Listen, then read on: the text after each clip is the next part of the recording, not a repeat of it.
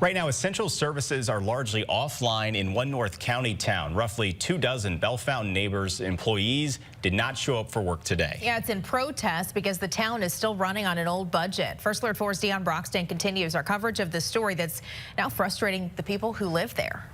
Bellefontaine Neighbors resident Samuel Whiteside wants his elected leaders to address a big problem in front of his house. Potholes. I back out of my driveway, pothole.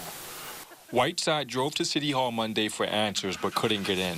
And it's ridiculous. This is about my third or fourth time I've been down here.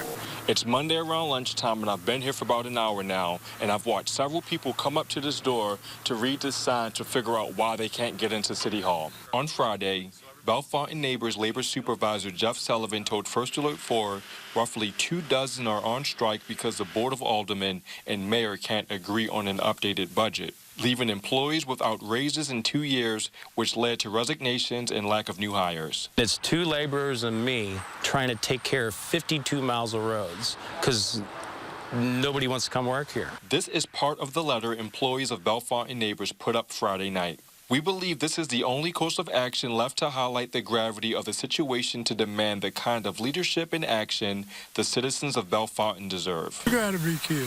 So I came down today to check. I had no idea they were closed. Board of Aldermen President James Thomas recently sent First Alert for the following statement. The Board of Aldermen would like to apologize to the staff of the city and to inform them that the board's job is to legislate. We would also like to apologize to the staff if anyone feels they are caught in the middle of politics. The board is merely trying to do the right thing, which is being good stewards of taxpayer dollars. Whiteside wants this resolved fast so he can stop driving over potholes in his neighborhood.